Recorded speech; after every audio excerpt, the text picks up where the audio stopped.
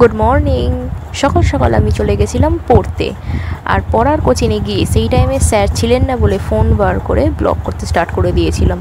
আর পুজোর পর পড়ায় কারোতেই মন বসছিল না, তাই সবাই যে যারা আমরা গল্প করছি আর বইটা মুখের সামনে নিয়ে বসে রয়েছি।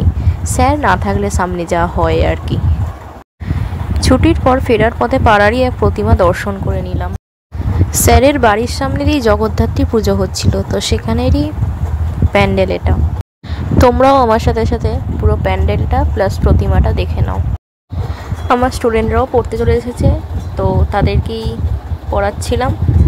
আর তারা পুজোর রেস কাটেনি বলে পড়া কিছু দেয়নি, প্লাস পড়াতেও তাদের মন বসছে না, এরকম বই নিয়ে মুখের সামনে বসে রয়েছে। একজন টিচারের যা প্রতিদিন কর্তব্য, তাদের স্টুডেন্টদের ভবিষ্যৎ যাতে ভালো হয়, ওরা যাতে পড়াশোনার প্রতি সচেতন হয়, তো সেই নিয়েই বোঝাচ্ছিলাম।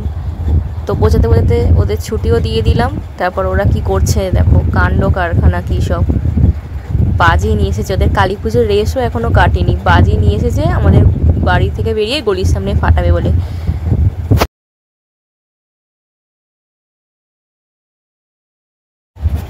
আজকের ওয়েদারটাও খুব একটা ভালো না, বৃষ্টি নাম্বো নাম্বো করছে, কিন্তু বৃষ্টি আসার আগে প্রকৃতির যেই রূপ, এটা দেখতে খুব ভালো লাগে। আর দেখতে দেখতে দেখো বৃষ্টি নেমেই গেল। বৃষ্টির ওয়েদার, তার মধ্যে এরকম রাস্তায় প্যাচপ্যাচানি ভাব, তার মধ্যেও আমাদের মতো প্রাইভেট টিউটরদের রোজগার দিন এক, পড়াতে না গেলে চলবে না।